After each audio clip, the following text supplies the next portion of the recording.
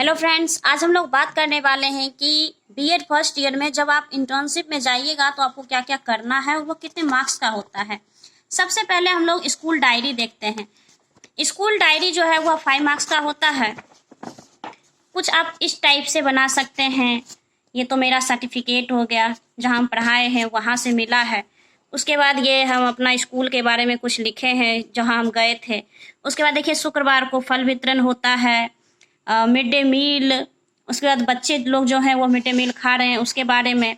उसके बाद computer class में पढ़ते हुए बच्चे, यहाँ कुछ मैं पढ़ा रही हूँ उसके बारे में। उसके बाद है यहाँ लिखे हैं कि प्रार्थना कौन सा होता है, कैसे क्या होता है। उसके बाद कितना छात्र है, कितना कैसे क्या है, वो सब लिखना रहेगा। उसके बाद ये विद्यालय प्रांगण हो गया, ये मध्याह्न भोजन बनाने वाली रसोई घर है। ये हम लोगों का ऑफिस में जो पूरा प्रोग्राम हुआ था समझ रहे थे कि कैसे कैसे एक मंथ के लिए हम लोगों को करना है। ये प्रार्थना सभा में हम लोग खड़े हैं, छात्राध्यापक सब। उसके प्रार्थना सभा में जो है वह छात्र और छात्रा। ये हमारा स्कूल डायरी जो है वह खत्म हो चुका है और यह जो होता है 5 मार्क्स का होता है। नेक्स्ट हम लोग बात करते हैं क्लासरूम ऑब्जर्वेशन का। क्लासरूम ऑब्जर्वेशन जो है उसमें कोई शिक्षक जो है पढ़ाते रहते हैं और हम लोग ऑब्जर्व करते हैं कि आखिर किस तरह से पढ़ाना है। इसमें भी सर्टिफिकेट मिल गया है हम लोगों को। यहाँ पे देखिए सबसे पहले आपको अपना विषय भरना रहेगा, उसके बाद टॉपिक लिखना रहेगा, उसके बाद अपना नाम, उसके बाद स्कूल का एड्रेस, उसके बाद ये जो है जो टीचर पढ़ा रहे हैं उनका नाम लिखना है, उसके बाद क्लास, उसके बाद पीरियड, उसके बाद टाइम यानी कि अवधि, फिर डेट, उसके बाद ये सामान्य उद्देश्य, फिर विशिष्ट उद्देश्य, उसके बाद शिक्षण विधि कौन सा विधि है, उसके बाद शिक्षण सहायता सामग्री, उसके बाद पूर्व ज्ञान, उसके बाद पूर्व ज्ञान का जो है वह उद्देश्य क्या है वह लिखना रहता है। उसके बाद हम लोग देखते हैं शिक्षण बिंदु में क्या क्या शिक्षण हम पढ़ाए हैं उसके बारे में। उसके बाद छात्राध्यापक यानी कि आपका काम क्या रहा है। उसके बाद छात्र छात्रा का क्रिया क्या रहा है। उसके बाद श्याम पट, यहाँ पे कोई कागज ब्लैक कलर का लेकर के आप चिपका सकते हैं ताकि ठीक ठाक दिखे, सुंदर दिखे। उसके बाद इवोल्यूशन मूल्यांकन करना रहता है। उसके बाद रचनात्मक मूल्यांकन किए हैं या नहीं किए हैं, अगर किए हैं तो हाँ, नहीं किए हैं तो नहीं लिखना है।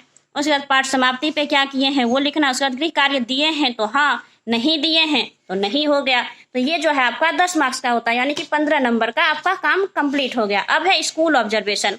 स्कूल ऑब्जर्वेशन जो है वह भी 10 मार्क्स का होता है। स्कूल ऑब्जर्वेशन में आपको लिखना रहेगा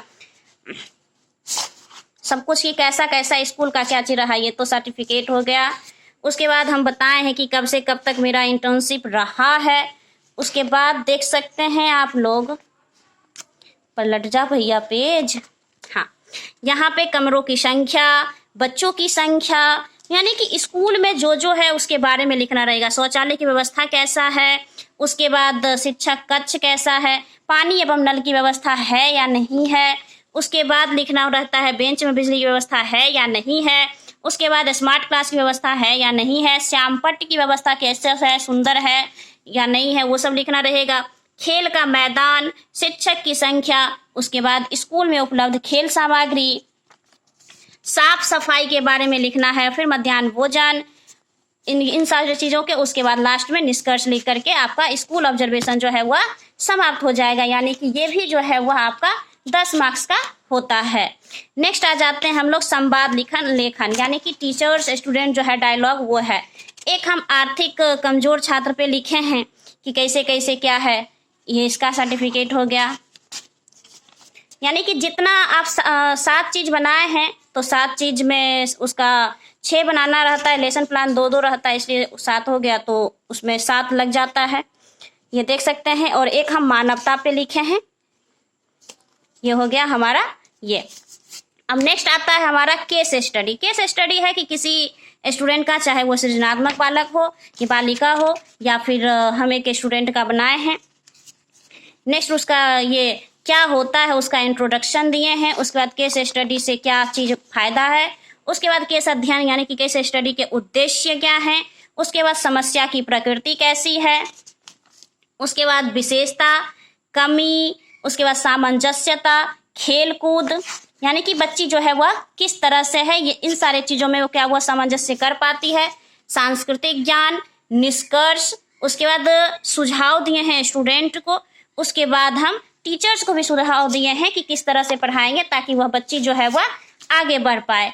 अब आते हैं हम लोग लेसन प्लान। लेसन प्लान जो है 1 में 20 रहता है, दो मिलेगा तो 40 हो गया। चलिए देखते हैं। इसमें भी उसी तरह से सबसे पहले सब्जेक्ट का नाम होगा, फिर टॉपिक होगा, उसके बाद छात्राध्यापक यानी कि नाम अपना लिखना है, उसके बाद विद्यालय का नाम, उसके बाद क्लास, पीरियड, टाइम, डेट, उसके बाद सामान्य उद्देश्य, फिर विशिष्ट उद्देश्य।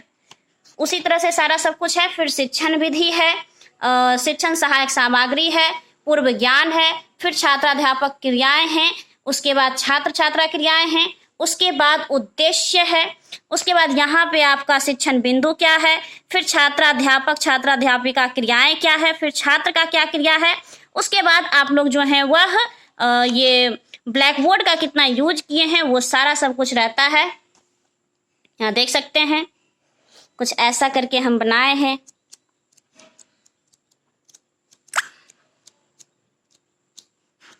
उसी तरह से ये भी है, ये भी लेसन प्लान ही है, यानी कि टोटल जो है आपका 50 मार्क्स का होता है। आशा करती हूँ फ्रेंड्स आप लोग समझ गए होंगे। Thank you.